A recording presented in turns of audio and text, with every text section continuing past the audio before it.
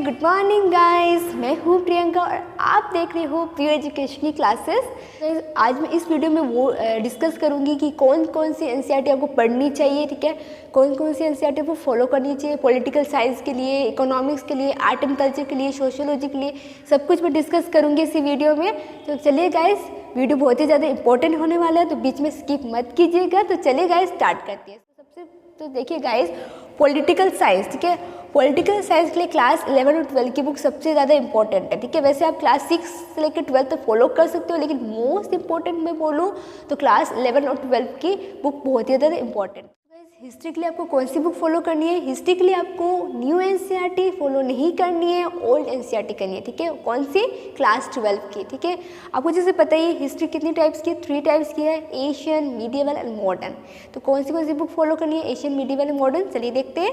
देखिए, Asian history के लिए आर एस शर्मा की, ठीक है, मीडिएवल हिस्ट्री के लिए सतीश चंद्र की और मॉडर्न हिस्ट्री के लिए विपिन चंद्र की। चलिए गाइस, अब हम देखते हैं ज्योग्राफी में कौन कौन सी एनसीईआरटी इंपॉर्टेंट है।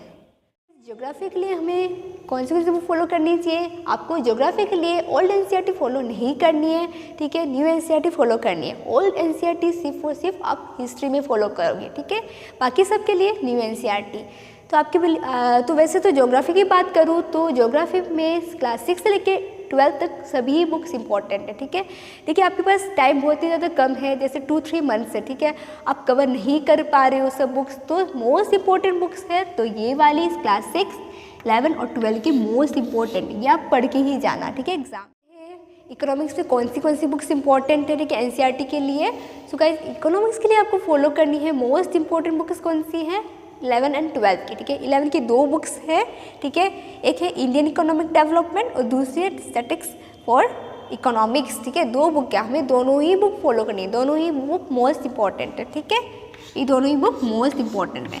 12 की बात करूँ तो 12 में 2 बुक्स है, micro economics and macro economics, ठीक है। तो माइक्रो इकोनॉमिक्स है वो आपको नहीं पढ़नी है, वो इंपॉर्टेंट नहीं है।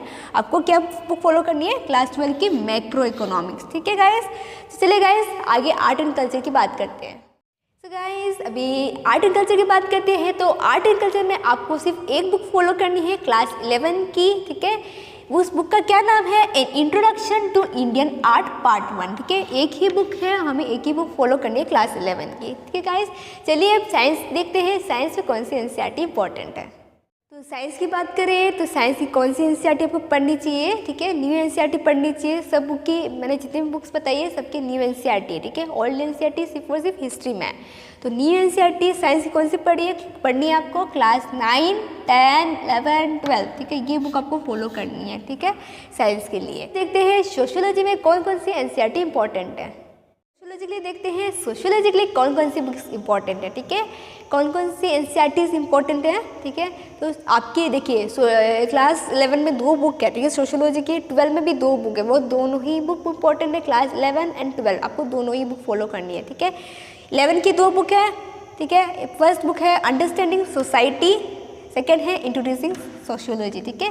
आपको ये दोनों बुक फॉलो करनी है क्लास 11 की, ठीक है। नेक्स्ट क्लास 12 है इंडियन सोसाइटी, ठीक है, और दूसरी है सोशल चेंज एंड डेवलपमेंट, ठीक है। आपको ये भी दोनों बुक फॉलो करनी है सोशियोलॉजी के लिए, ठीक है गाइस। मैंने आपसे डिस्कस किए, ठीक है, कौन कौन सी बुक्स इंपॉर्टेंट हैं, ठीक है, एनसीईआरटी की। सो गाइस, सबसे पहले यूपीएससी एस्पिरेंट्स को मेरी तरफ से बेस्ट ऑफ लक, ठीक है, अच्छे से एग्जाम दीजिएगा। वो बोलते हैं ना, मन की हार है तो हार है और मन की जीत है तो जीत है, तो हार मत मानिएगा, ठीक है, आप एग्ज़ाम जरूर क्रैक करोगे। तो सब once again best of luck सब आप सभी को।